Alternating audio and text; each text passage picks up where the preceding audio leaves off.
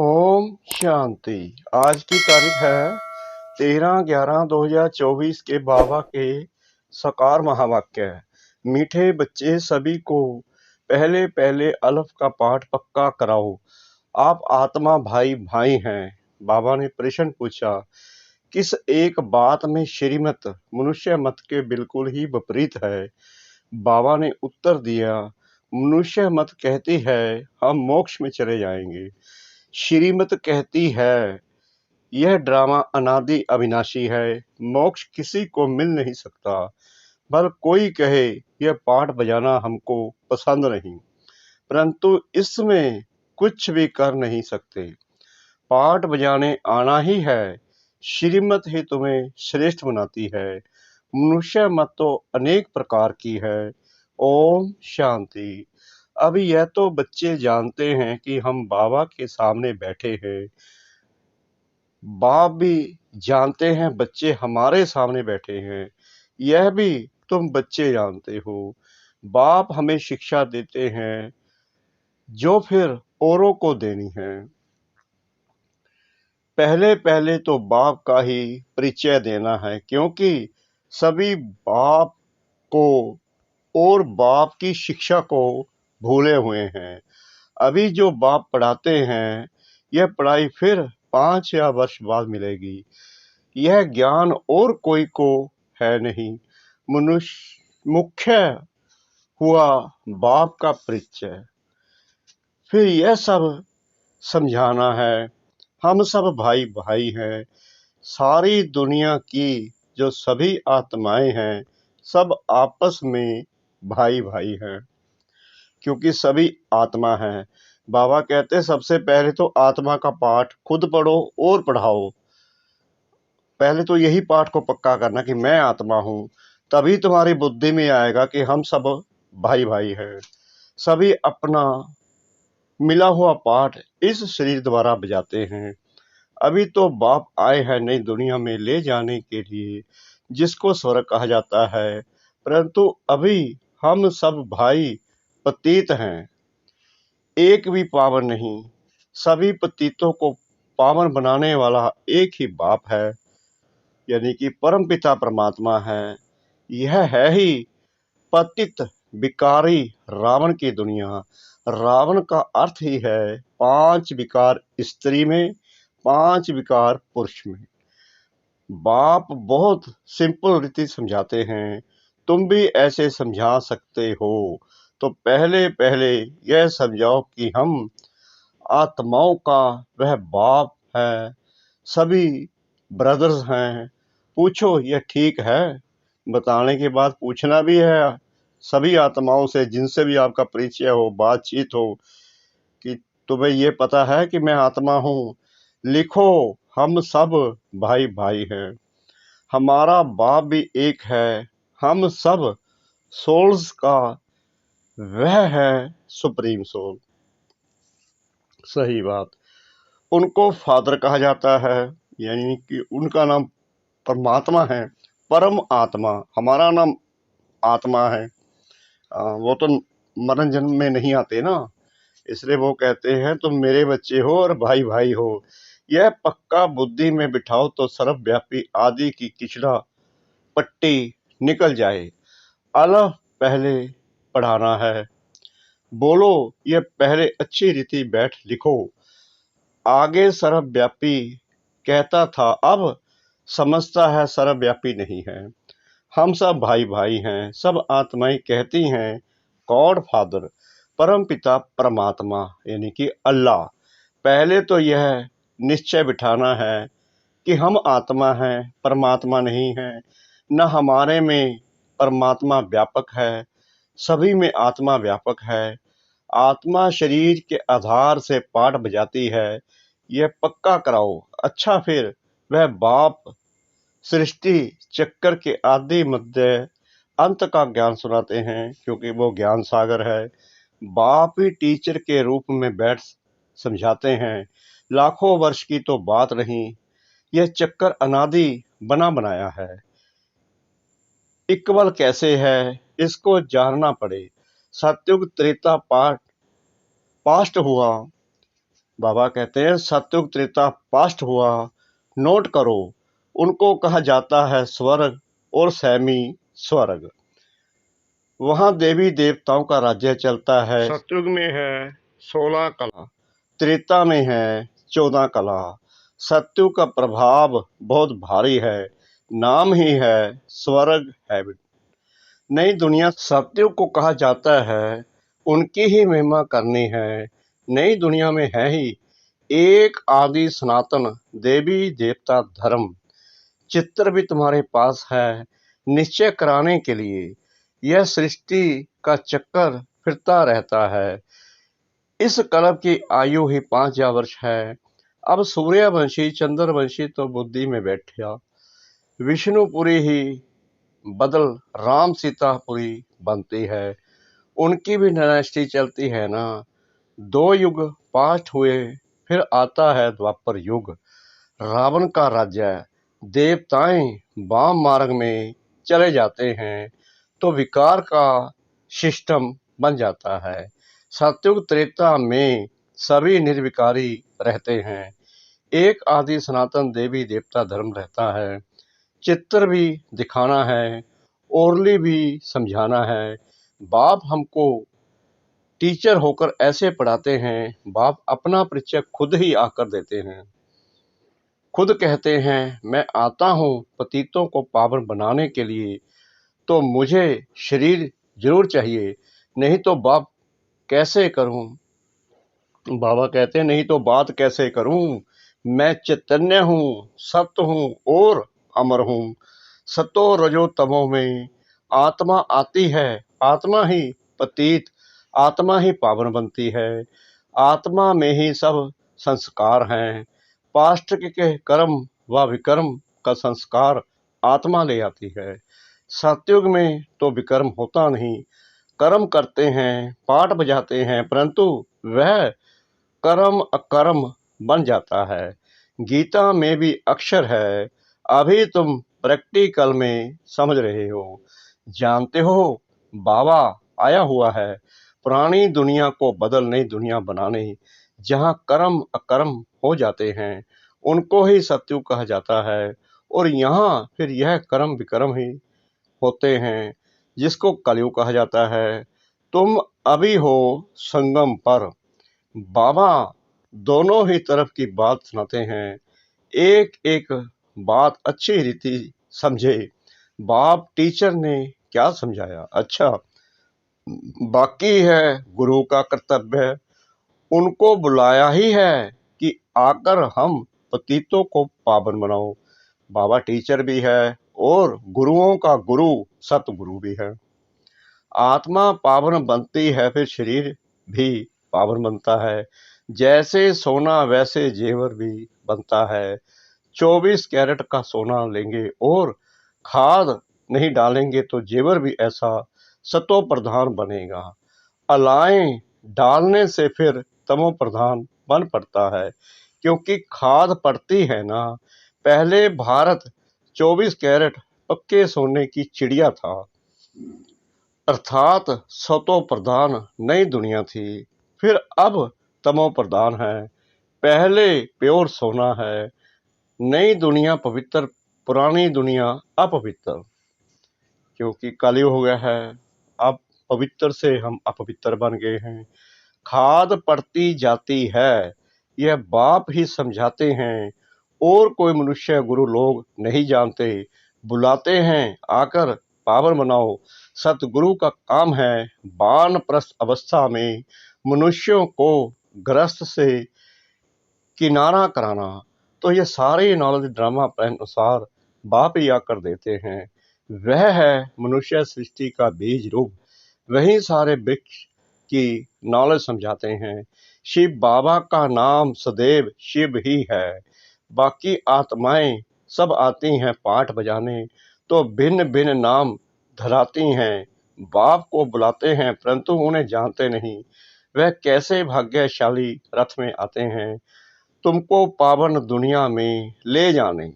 तो बाप समझाते हैं मैं उनके तन में आता हूँ, यानी कि ब्रह्मा बाबा के, जो बहुत जन्मों के अंत में हैं। पूरा 84 जन्म लेते हैं। जो बाबा लेखराज जी हैं, ये वो आत्मा है जिन्होंने पूरे 84 जन्म लिए हैं। राजाओं का राजा बनाने के लिए इस भाग्यशाली रथ में प्रवेश करना होता है। पहले नंबर में है श्री कृष्ण, वह है नई दुनिया का मालिक, यानी कि सत्युग का पहला प्रिंस। फिर वही नीचे उतरते हैं सूर्यवंशी, चंद्रवंशी, फिर वैश्य, शूद्रवंशी, फिर ब्रह्मावंशी बनते हैं। गोल्डन से सिल्वर, फिर तुम आयरन से गोल्डन बन रहे हो। बाप कहते हैं, मुझ एक अपने बाप को याद करो जिसमें मैंने प्रवेश किया है। इनकी आत्मा में तो जरा भी यह नॉलेज नहीं थी। इनमें मैं प्रवेश करता हूं, इसलिए इनको भाग्यशाली रथ कहा जाता है। खुद कहते हैं, मैं इनके बहुत जन्मों के अंत में आता हूं। गीता में अक्षर एक्यूरेट है। गीता को ही सर्व शास्त्र में शिरोमणि कहा जाता है। इस संगम युग पर ही बाप आकर ब्राह्मण कुल और देवी देवता कुल की स्थापना करते हैं। औरों का तो सबको मालूम ही है ही, इनका कोई को पता नहीं है। बहुत जन्मों के अंत में अर्थात संगम युग पर ही बाप आते हैं। बाप कहते हैं, मैं बीज रूप हूँ। श्री कृष्ण तो है ही सत्युग का रहवासी, उनको दूसरी जगह तो कोई देख ना सके। पुनर्जन्म में तो नाम, रूप, देश, काल सब बदल जाते हैं। पहले छोटा बच्चा सुंदर होता है, फिर बड़ा होता है, फिर वह शरीर छोड़ दूसरा छोटा लेता है। यह बना बनाया खेल है, ड्रामा के अंदर फिक्स है। दूसरे शरीर में तो उनको श्री कृष्ण नहीं कहेंगे। उस दूसरे शरीर पर नाम आदि फिर दूसरा पड़ेगा। समय, फीचर्स, तिथि, तारीख आदि सब बदल जाता है। वर्ल्ड की हिस्ट्री, ज्योग्राफी हूबहू रिपीट कहा जाता है। तो यह ड्रामा रिपीट होता रहता है। सतो रजो तमो में आना ही है। सृष्टि का नाम, युग का नाम सब बदलते जाते हैं। अभी यह है संगम युग, मैं आता ही हूँ संगम पर। यह हमको अंदर में पक्का करना है। बाप हमारा बाप, टीचर, गुरु है, जो फिर सतो प्रधान बनने की युक्ति बहुत अच्छी बताते हैं। गीता में भी है, देह सहित देह के सब धर्म छोड़ अपने को आत्मा समझो। वापिस अपने घर जरूर जाना है, जो आया है उसको तो जाना ही है। भक्ति मार्ग में कितनी मेहनत करते हैं भगवान पास जाने के लिए।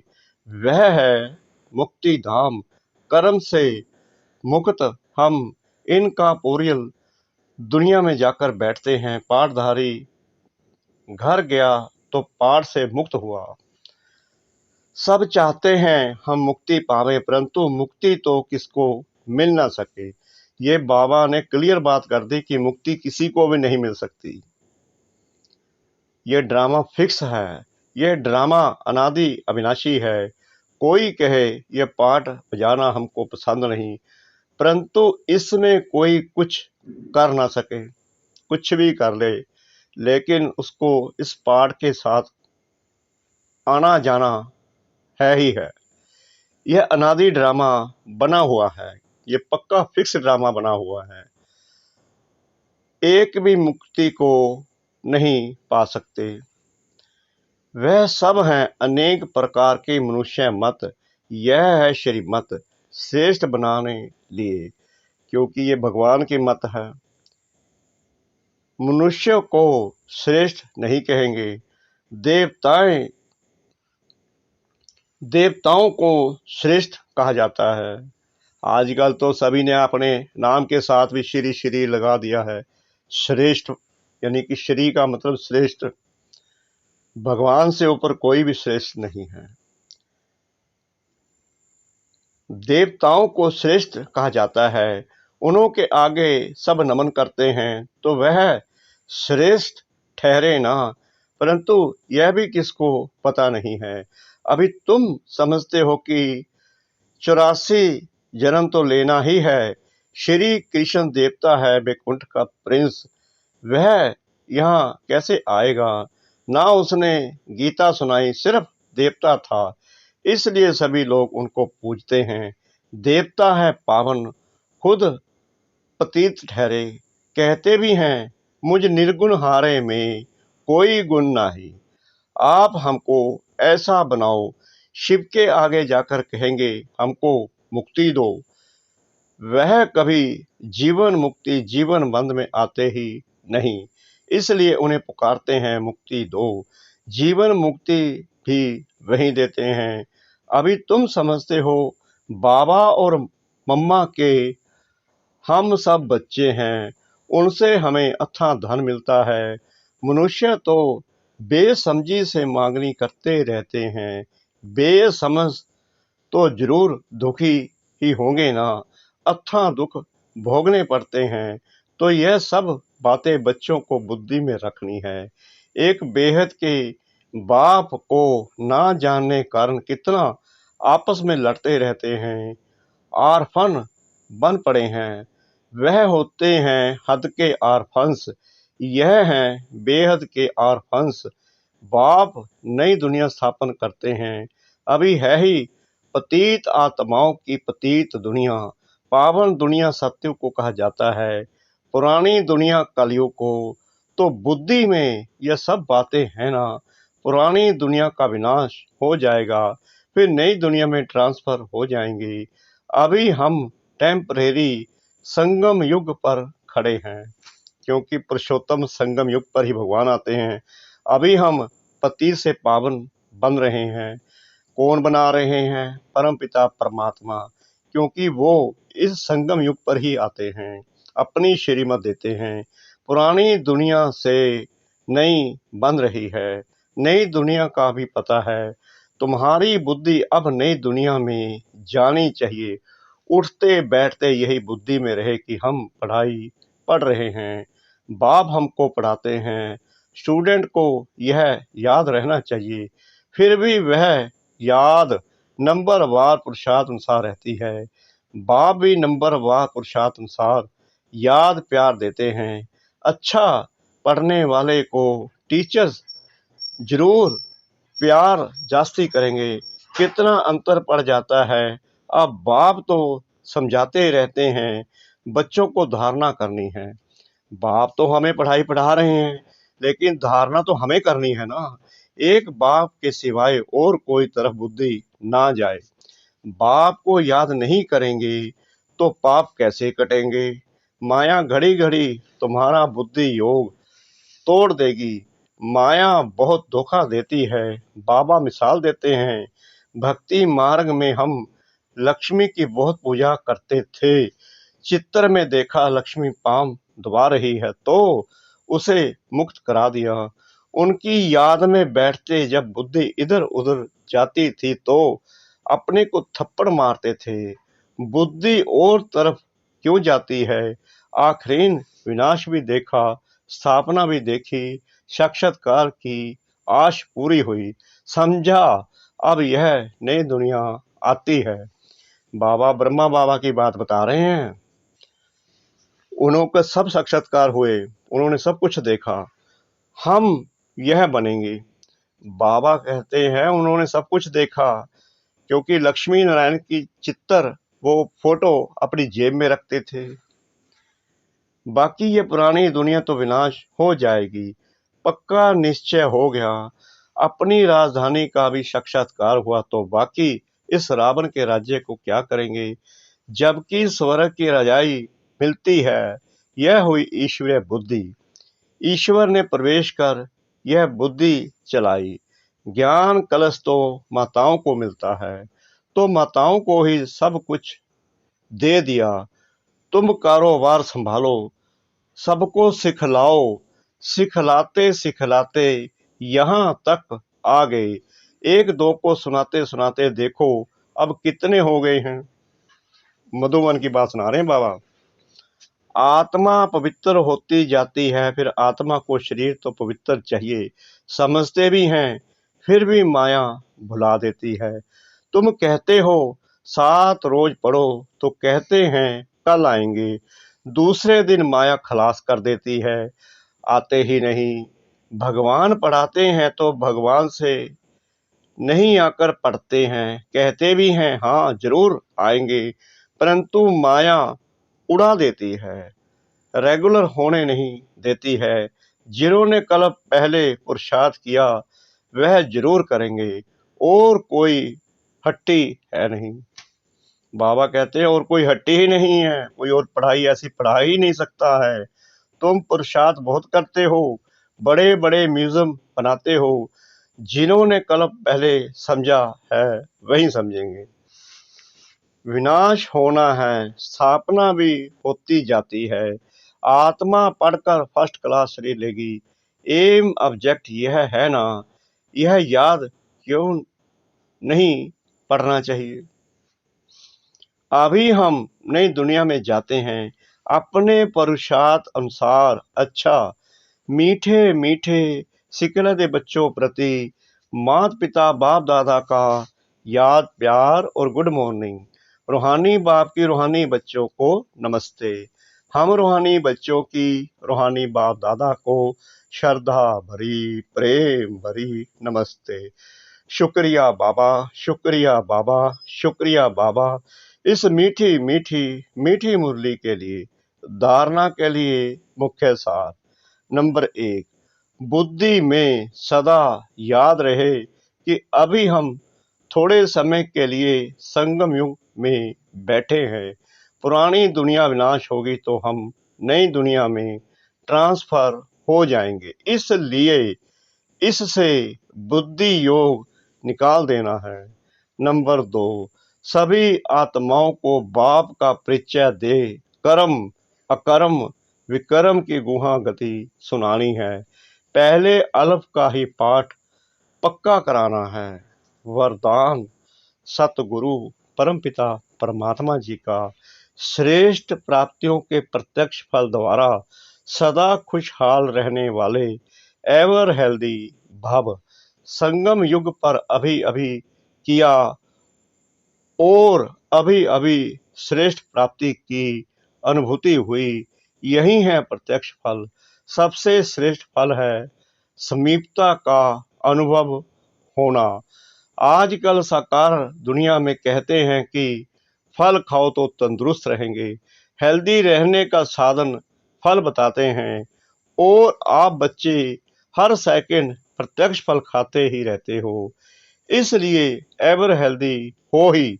यदि आपसे कोई पूछे कि आपका क्या हाल चाल है, तो बोलो कि फरिश्तों की चाल है और खुशहाल है। स्लोगन, सरब की दुआओं के खजाने से संपन्न बनो तो पुरुषार्थ में मेहनत नहीं करनी पड़ेगी। सरब की दुआओं के खजाने से संपन्न बनो तो पुरुषार्थ में मेहनत नहीं करनी पड़ेगी। ओम शांति।